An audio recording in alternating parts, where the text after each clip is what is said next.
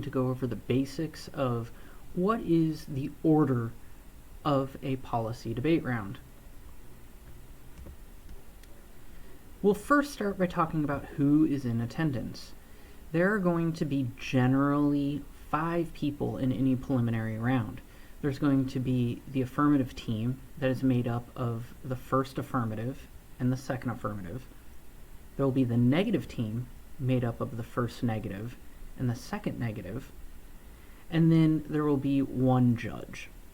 In elimination rounds, the judges will go from 1 to generally 3 judges, and occasionally there might be a few audience members inside of an elimination round.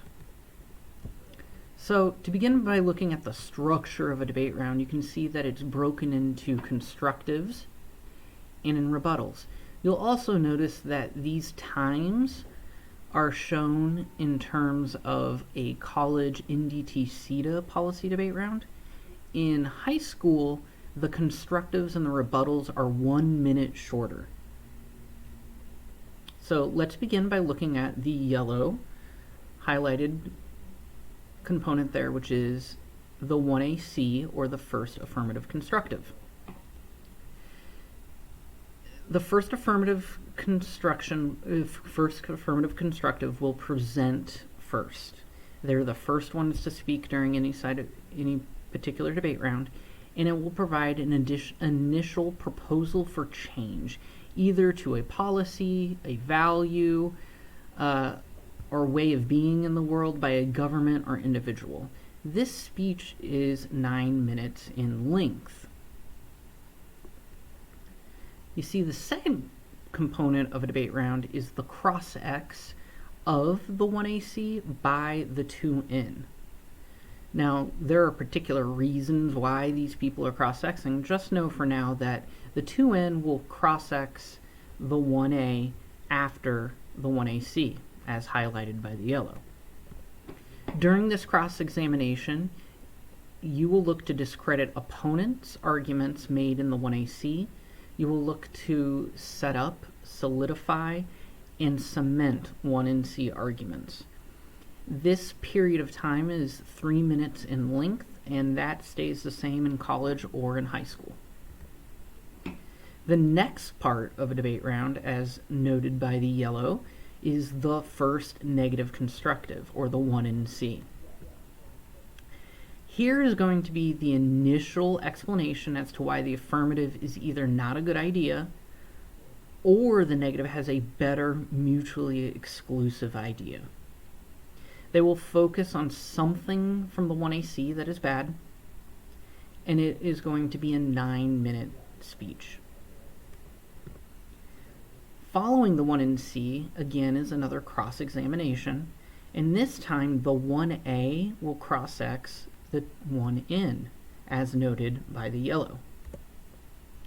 During this time, you will look to discredit the 1NC arguments, you will set up 2AC arguments, and will want to take all 3 minutes dedicated to this cross-examination period in order to allow the 2A to sort of get their notes together, get the evidence that they're wanting to read during their upcoming speech.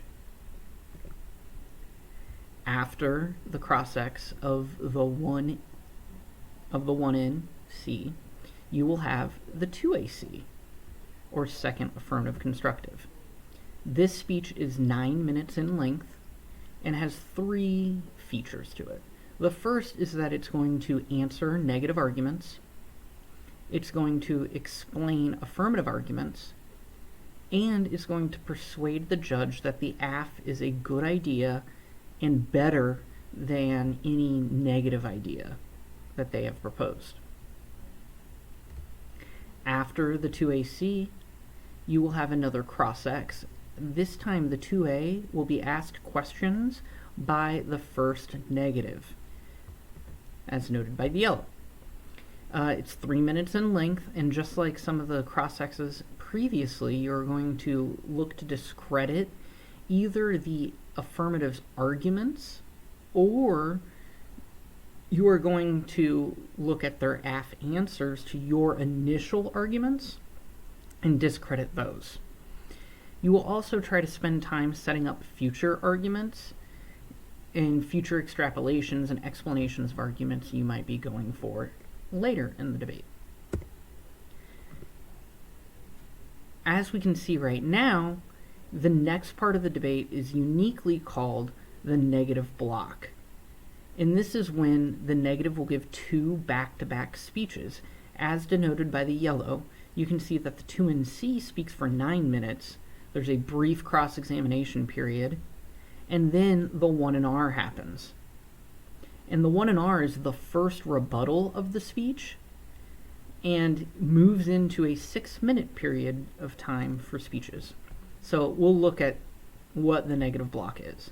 First, the negative block as a whole, the negative will separate pieces of paper or positions to cover over the span of 15 minutes. If you notice, the 9-minute 2NC, the 6-minute 1R means there's 15 minutes of speech time. The reason you'll separate the arguments and the 2NC will not cover the same things that the 1R will cover is because you don't want to just regurgitate things that have already been said, but instead are going to want to avoid overlapping argumentation. The 2NC will be 9 minutes in length, will cover about 2/3 of the affirmative answers made in the 2AC, and will persuade the judge that the AF isn't a good idea or that there is a better one that they are proposing. Then, as normal, there is a cross-examination period. This time, the 2N will be asked questions by the 2A. It's 3 minutes in length, again discrediting arguments, setting up future arguments, and this time is key 1AR prep. So the 1A would be prepping their answers to the 2NC arguments that have been made and setting up their speech for the 1AR. Then the 1NR will happen, and it is a 6-minute speech. It is the first rebuttal of a debate round, and it will cover all positions/answers not discussed in the 2NC. As denoted by the yellow, the next part of the debate round is the 1AR, which is 6 minutes in length. Here, you are going to be answering 15 minutes of argumentation presented by the negative in that 6 minutes of time. Because there is such time pressure and such a time crunch here, you must pick and choose which arguments that win you the debate on each position. You cannot answer every single thing that the negative has. The key here is that you want to pick the arguments that are going to win you the debate and sets up the 2AR to be able to win the debate. We're nearing the end of the debate, and we are at the last negative speech, which is the 2NR, as denoted by the yellow.